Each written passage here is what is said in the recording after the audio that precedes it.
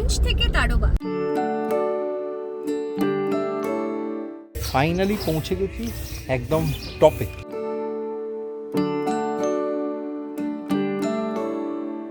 সবাই ভাবে আমরা বোধহয় প্রায় যাযাবর। এখানে উট আছে নাকি মহারাষ্ট্রে?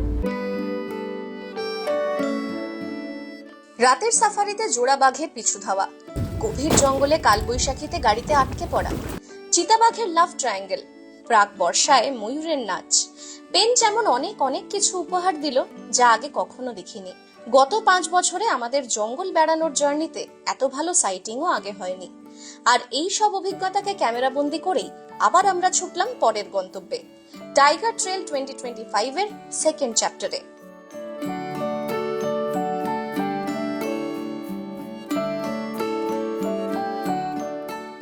ভারতের টাইগার ক্যাপিটালে জার্নি মানে তাড়োবার কথা বলছি। তাড়োবা যাচ্ছি আমরা নিজেদের গাড়িতে। জার্নির অভিজ্ঞতা থ্রিল তো আছে, তার সঙ্গে এই ব্লগে থাকবে বেশ কয়েকটা ইন্টারেস্টিং স্পট, তাই স্কিপ না করে ব্লগটা কিন্তু শেষ পর্যন্ত দেখতে হবে। তাড়োবা শুধু মহারাষ্ট্র নয়, অনেকে বলেন ভারতের সেরা বাঘের জঙ্গল। নিছক টাইগার সাইটিং মাপকাঠি হলে করবেট, বান্ধবগড়, রণথম্বোর বা বান্দিপুরের সঙ্গে এক নিঃশ্বাসে যে নামটা উঠে আসে সেটা তাড়োবা আন্ধারি টাইগার রিজার্ভ। আজ সেই তাড়োবার উদ্দেশ্যেই আমাদের জার্নি। এই পর্বে তোমাদের দেখাবো কলকাতা থেকে তাড়োবা পৌঁছানোর রুট, কিভাবে যাবে, পথে কি কি দেখে নিতে পারো, আর সঙ্গে থাকছে আরো দুটো সারপ্রাইজ স্পট।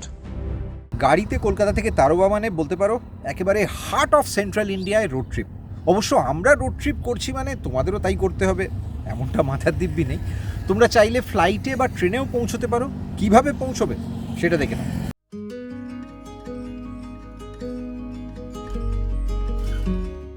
কলকাতা থেকে ট্রেনে বা ফ্লাইটে সহজেই তাড়োবা পৌঁছানো যায়। রেলপথে বেস্ট অপশন নাগপুর জাংশন।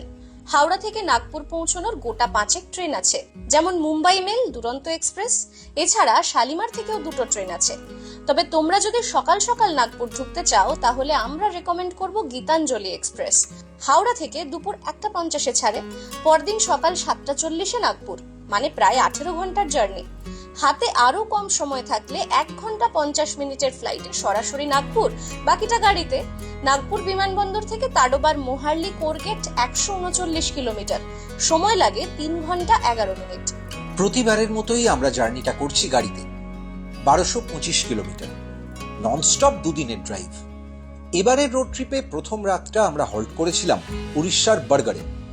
তোমরা যারা এর আগে আমাদের পেঞ্চের জার্নিটা দেখোনি বা এই প্রথমবার ইউটিউব সাজেশনে চ্যানেলটা খুঁজে পেয়েছো, তারা অবশ্যই পর্বটা দেখে নিও।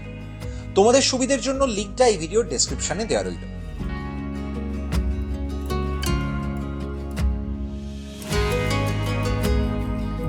বিকেলের মধ্যে পৌঁছে যাব, পৌঁছে জানাবো। ওখানে আবার কাল থেকে সাফারি শুরু। এগুলো বলতে গেলে বিহাইন্ড দ্য সিন, কোনোদিন কেউ জানতে পারে না।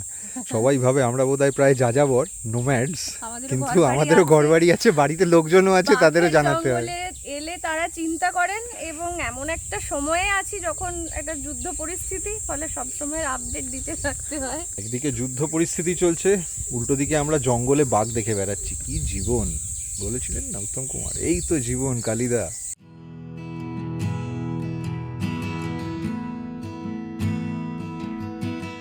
পেঞ্চের বানিয়ান ট্রি ক্যাম্পকে পেছনে ফেলেই শুরু হলো আমাদের আজকের জার্নি। তুরিয়া খাওয়াসা জঙ্গলের রাস্তা ধরে 10 কিলোমিটার যেতে না যেতেই খাওয়াসা টোল প্লাজা। তবে দিনের প্রথম ফাস্ট্যাগ কাটতে না কাটতেই থেমে গেলাম আমরা।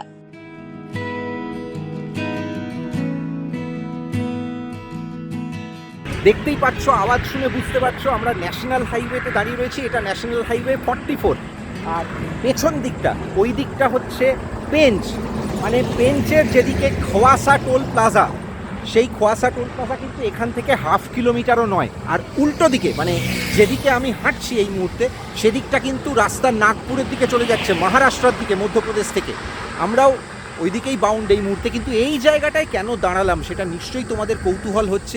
ন্যাশনাল হাইওয়েতে জেনারেলি এইভাবে ইমার্জেন্সি ছাড়া দাঁড়ানোর কথা নয়, কিন্তু দাঁড়াতে বাধ্য হলাম কারণ তোমাদের একটা খুব ইন্টারেস্টিং জিনিস দেখাবো বলে। সেই জিনিসটা হচ্ছে এইটা, দেখো কীরকমভাবে উঁচু করে সেপারেটার দেওয়া রয়েছে রাস্তার এপাশেও রাস্তার ওপাশেও। মোস্টলি তার কারণ হচ্ছে ন্যাশনাল হাইওয়ে দিয়ে কিন্তু অনেক বড় বড় ভেহিকেল যাতায়াত করে। রাত্রির বেলা হাই বিমের আলো পড়ে এবং দুপাশেই জঙ্গল, পেঞ্চের জঙ্গল, এবং যাতে রাত্রিরে গাড়ির আলো জন্তু জানোয়ারকে ডিস্টার্ব না করে সেই জন্য এই সেপারেটার দেওয়া আছে। এইটুকু জায়গাটা সেপারেটার একটু ফাঁকা, সেটাই তোমাদের দেখানোর জন্য এলাম। দেখো এদিকে জঙ্গল, এই জঙ্গলটা কিন্তু পেঞ্চের বিভিন্ন ইন্টারকানেক্টিং জোন। মোগারকাসা একটা নতুন জোন, সেটা রয়েছে পেঞ্চের এই পাশে, অর্থাৎ কোনাকুনি যেদিকে টেলিফোন টাওয়ারটা দেখা যাচ্ছে দূরে, ওইদিকে হচ্ছে মহারাষ্ট্রার পেঞ্চের দুটো জোন, একটা হচ্ছে সেলারি আর একটা হচ্ছে খুরসাপার। খুরসাপার কিন্তু কোর জোন। আর এই পাশে যেদিক থেকে আমরা এলাম সেই দিকটা হচ্ছে হাওয়াসা জোন। জন্তু জানোয়ার তো জঙ্গলের মধ্যে কোনো ডিমার্কেশন ম্যাপ বা লাইন ফলো করে না, তারা জঙ্গলের এ প্রান্ত থেকে ও প্রান্তে যাতায়াত করে। তার জন্য এই যে ফ্লাইওভার করা হয়েছে তার ঠিক নিচে দিয়ে ওদের ক্রস করার জায়গা আছে। এটা কিন্তু করা হয়েছে একটা বিশেষ কারণে, যাতে আগে এই রাস্তা দিয়ে ন্যাশনাল হাইওয়ে দিয়ে অনেক সময় জন্তু জানোয়ার ক্রস করতে গিয়ে গাড়ির সামনে তারা আচমকা পড়ে যেত, অ্যাক্সিডেন্ট হতো, সেগুলো যাতে এড়ানো যায়। আবার বলছি, ন্যাশনাল হাইওয়েতে গাড়ি দাঁড় করানোর কথা নয়, কিন্তু জাস্ট 2 মিনিট থামলাম তোমাদের এই ইন্টারেস্টিং জিনিসটা দেখাবো বলে। এখন আবার ছুটতে হবে।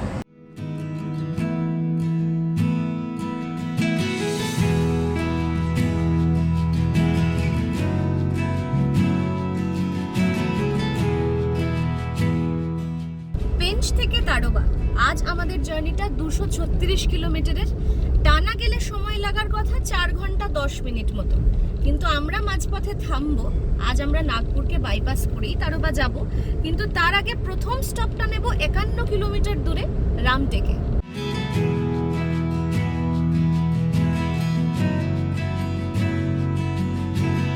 নাগপুর স্টেশন বা এয়ারপোর্ট থেকে তাড়োবার রুট নিলে এই সুযোগ পেতাম না, কিন্তু পেঞ্চ থেকে তাড়োবা যাওয়ার পথে খুব সহজেই দেখে নেওয়া যায় দারুণ দুটো টুরিস্ট স্পট। তারই প্রথমটা এই রামটেক, যেটা পড়ে পেঞ্চের মোগারকাসা জোনের মধ্যে। NH 44 ধরে চোরবাহুলি পেরিয়ে বাঁদিকে ছোট্ট একটা ডিটোর নিয়ে আমরা পৌঁছলাম এখানে। কিছুটা পাহাড়ি পথ, তারপর সিঁড়ি বেয়ে পায়ে হাঁটা। নাগপুর জেলায় টিলার ওপর দুর্গ আর মন্দির।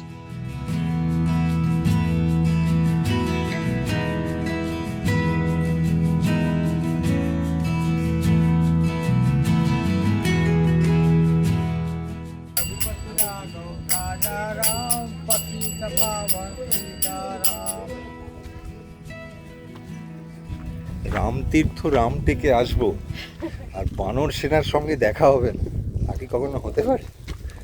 পুরো একদম তৈরি, ঝাঁকে ঝাঁকে আছে। খাবার দাবার সঙ্গে রাখলে কিন্তু একটু কেয়ারফুল থাকবে।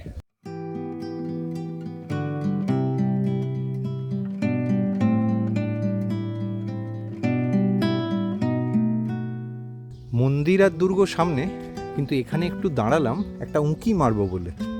সেটা এই জিনিসটা দেখো, শুধু ভিউটা দেখো।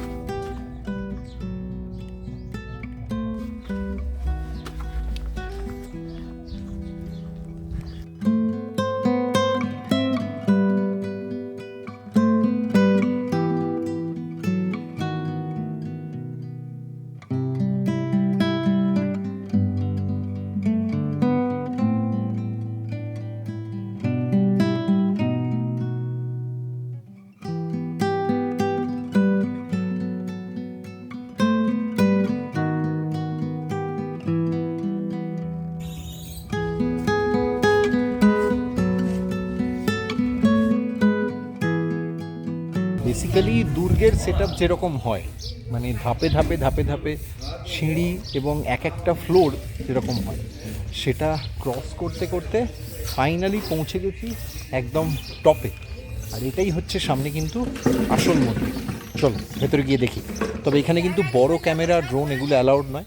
মোবাইলে অবশ্যই তোমরা ছবি তুলতে পারবে।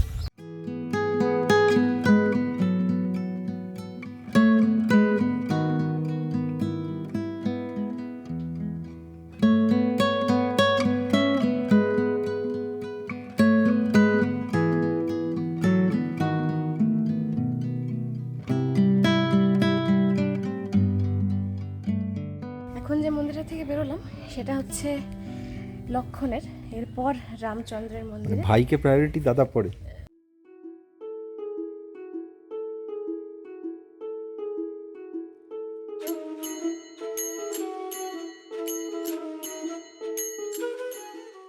রামটেক মানে রামের পাহাড়, সহজেই অনুমান করা যায়। পাহাড়ের ওপর মন্দির, তাই এরকম নাম। এই জায়গার উল্লেখ আছে রামায়ণে, যার খুব কাছেই ছিল অগস্ত্য মুনির আশ্রম। 18 শতকে ছিন্দওয়ারার যুদ্ধে দেওগড় দুর্গ জিতে এই মন্দির নির্মাণ করেন মারাঠা শাসক রঘুজি ভোঁসলে। তবে এই জায়গার আরেকটা স্থান মাহাত্ম্যও আছে। অনেকে বলেন এই রামটেকে বসেই নাকি মেঘদূত লিখেছিলেন স্বয়ং কালিদাস।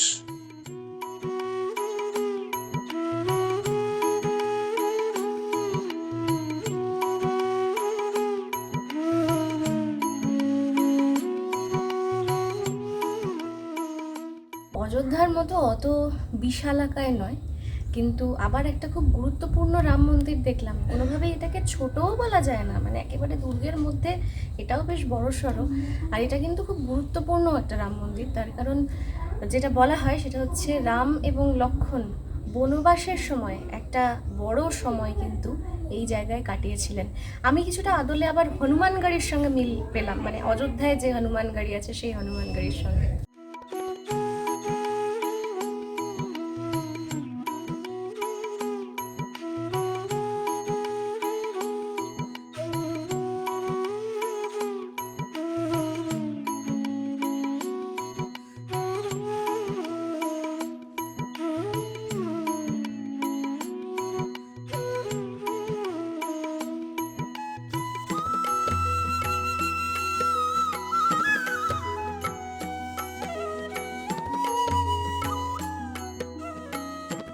তোমরা এই পথে ট্রাভেল করলে অবশ্যই ঘুরে নিতে পারো টুকটাক আরো কিছু স্পট।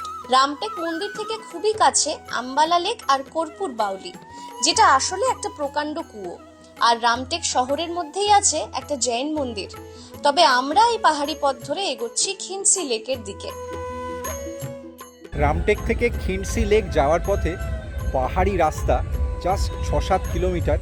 মাঝখানটা এখানে দাঁড়ালাম কারণ লেকের কাছে যত যাব তত তো লেকটা ভালো করে দেখতে পাবো, কিন্তু এখান থেকে এরিয়াল ভিউটা জাস্ট এক ঘর। শুধু দেখো, আওয়াজটা অবশ্যই ইগনোর করো, ব্যান্ড বাজার রীতিমতো সাউন্ড শোনা যাচ্ছে। আর এই দিকে দেখো, ও দুর্দান্ত দুর্দান্ত, মানে কোনো কথা হবে না। আমরা কিন্তু ওই লেকটার কাছে যাবো।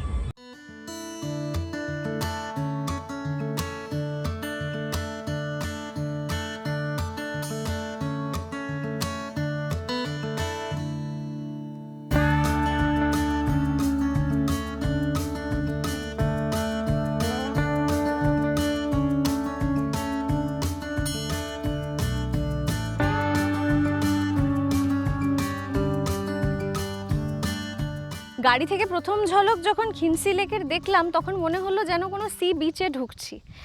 এসে দেখলাম চারপাশে পাহাড়, মাঝখানে একটা দুর্দান্ত ওয়াটার বডি, আর এখন যেখানটায় দাঁড়িয়ে আছি বেশ নরম মাটি। মানে জল এই মে মাসে অনেকটা পিছনে হলেও এই জলটা কিন্তু ঘাসের যে জমিগুলো তার বেশ আগে পর্যন্ত, এই যে নৌকোগুলো রাখা আছে চারিদিকে, এই পুরোটাই কিন্তু জল চলে আসে।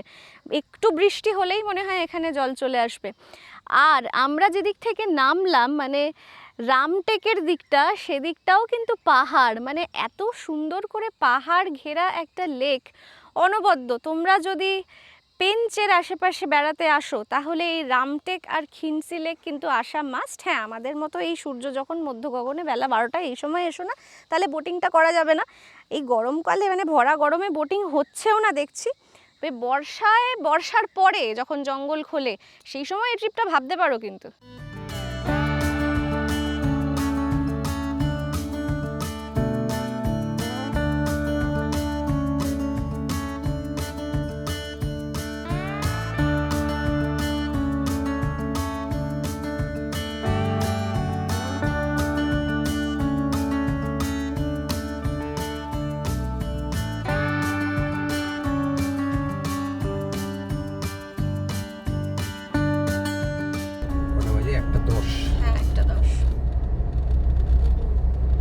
সোজা রাস্তা চলে গেল নাগপুর শহরের দিকে, এয়ারপোর্টও এদিকে, নাগপুর এয়ারপোর্ট। আর আমরা নিয়ে নিয়েছি বাইপাস দিয়ে নাগপুর শহরেরই আবার অন্য প্রান্তে একদম পুরো ধনুকের মতো বেঁকে আমরা বেরোবো। নাগপুর শহর থেকে মাত্র 50 কিলোমিটার দূরে রামটেক শহর। খিনসি লেক ঘুরে আমরা ধরে নিয়েছি 753 নম্বর জাতীয় সড়ক, যেটা মনসারের কাছে আবার আমাদের ধরিয়ে দিল NH44। এই সেই জাতীয় সড়ক যা ভারতের ম্যাপে আক্ষরিক অর্থেই কাশ্মীর থেকে কন্যাকুমারীর কানেক্টর। প্রায় 92 কিলোমিটার ড্রাইভ করে লাঞ্চ ব্রেক নিলাম উমরেডে। আমরা আজকে আবার দুরকম খাবার দাবার নিয়েছি। আমি নিয়েছি একটা ভেজ থালি, ও নিয়েছে একটা মশলা দোসা, আর তার সঙ্গে আমরা বলেছি একটা বুন্দি রায়তা। বাংলা গানের ভাষায় বলতে গেলে আজ দুজনের দুটি পদ ওগো দুটি দিকে বেঁচে বেঁকে।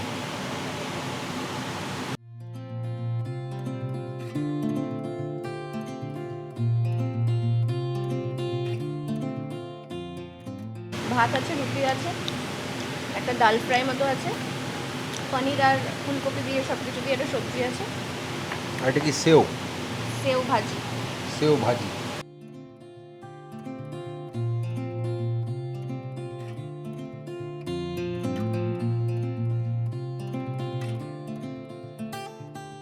লাঞ্চের পর NH353E ধরেছি। রাস্তা ভালো, তবে বাইরে প্রচন্ড গরম। পারদ 45 ছুঁই ছুঁই। মাইলের পর মাইল মধ্য ভারতের রুক্ষ জমি। ভরা মে মাসের গরমে গাছপালাও ঝলসে গেছে। চিমুর পেরোতেই কমে এসেছে জনপদ। দুপাশে এখন শুধু ফাঁকা ধুধু মাঠ। আসলে পুরোটাই তাড়োবার বাফার, আর আমরা এগোচ্ছি শেগাঁওয়ের দিকে। এই সমস্ত জায়গায় এলে জিজ্ঞেস করতে হয় হিন্দিতে আ জায়গা না, আ জায়েঙ্গা। আমরা এখানে কি আজ জায়েঙ্গা বলতে দাঁড়িয়েছি? না, আমরা এখানে দাঁড়িয়েছি সেগাঁও বলে একটা জায়গাতে। এটা কিন্তু খুব ইম্পর্টেন্ট। যে 353E ন্যাশনাল হাইওয়ে ধরে আমরা আসছিলাম তাড়োবা যাওয়ার জন্য, এটা হচ্ছে তার আগে লাস্ট জনপদ যেখানে পাম্প, ATM এই ফ্যাসিলিটিগুলো অ্যাভেলেবেল। এবং বুঝতেই পারছো জঙ্গলে এরপরের যে শেষ 30-32 কিলোমিটার, সেই ডিস্টেন্সটাই কিন্তু আর কোনো ফেসিলিটি পাওয়া যাবে না। যার জন্য এখানে আমরা 3 দাগ তেল ছিল, কিন্তু আমরা ট্যাঙ্ক ফুল করে নেব।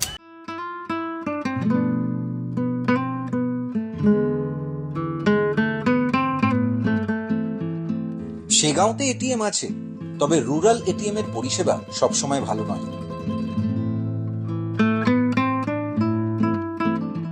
তাই ক্যাশ সঙ্গে রাখতে চাইলে চিমুরেই ট্রাই করা ভালো। সেগাঁও পেরিয়ে আরো এগোতেই শুরু হয়ে গেল অন্য টেরেন।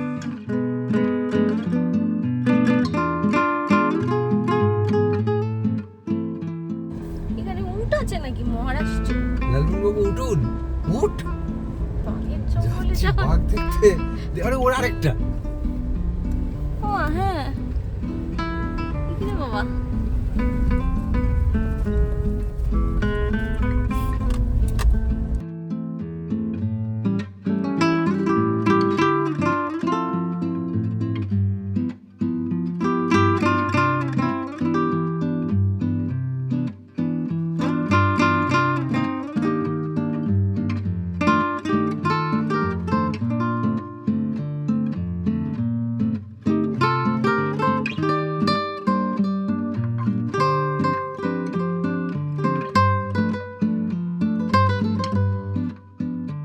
এটা হচ্ছে জঙ্গলের একটা সীমানা, একটা চেকপোস্ট করা আছে। মোহারলির দিকে যে কোনো একটা গেট তো নেই, একসঙ্গে অনেকগুলো গেট আছে। মানে মোহারলি আছে, জুনোনা বাফারো কাছে, আদেগাঁও, আগারজারি, এই সমস্ত গেটগুলো এই রাস্তার ওপরেই পড়ে। যার জন্য এই চেকপোস্টটা পেরিয়ে সমস্ত গাড়িকে আসতে হয়। গাড়ির নাম্বার, কোন সাফারি কোন গেটে, এবং সাফারির সময় ওরা যে নাম্বারটা নেন এবং তার সঙ্গে আধার কার্ড, সেগুলো সব কিছু চেক হয়। আর এই গেটটার একটা টাইমিং আছে, ভোর 5টার সময় ওরা গেটটা খুলে দেয়, আর রাত্রি 10টা পর্যন্ত এখান দিয়ে গাড়ি কিন্তু যাতায়াত করতে পারে, তারপরে ওরা গেটটা বন্ধ করে দেয়। এটা কিন্তু খুব রিসেন্ট ডেভেলপমেন্ট। আগে রাত 10টা পর্যন্ত গাড়ি যেতে পারতো না।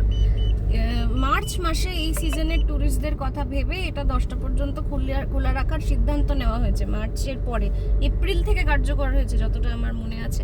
তার আগে কিন্তু সন্ধ্যে 6টা না 7টার মধ্যেই এই গেটটা পেরিয়ে যেতে হতো। হ্যাঁ, এক্স্যাক্টলি। মানে এখন যেহেতু সাফারিটা সন্ধ্যে 7টা অবধি, ফলে কেউ যদি মোহারলি বা ধারে কাছে কোর বাফারে হোটেল বা হোমস্টে না পায়, যদি একটু দূরে থাকে 20-25 কিলোমিটার দূরে তার হোটেল বা হোমস্টে হয়, তাহলে সে যাতে ওই শেষ আফটারনুন সাফারিটা করে এই গেট ক্রস করে বেরিয়ে আবার তার হোটেলে ফিরে যেতে পারে, তার জন্যই ব্যবস্থা। কেউ কেউ আবার 11টা পর্যন্ত এটা যাতে বাড়ে, তাই সেটার একটা ব্যাপার যা বলছেন, তো জানি না সেটা কতটা আর কি ফিজিবল হবে। সবাইকে তো সন্তুষ্ট করা সম্ভব নয়। না আসলে গেট পেরিয়ে যাওয়ার পর কারোর গাড়িতে জোরে জোরে বক্সে গানও বাজতে পারে, যেটা হয়ে থাকে আর কি, সেটা তখন কে চেক করবে? মানুষ তো নানা রকম সমস্যা ঘটেই থাকে।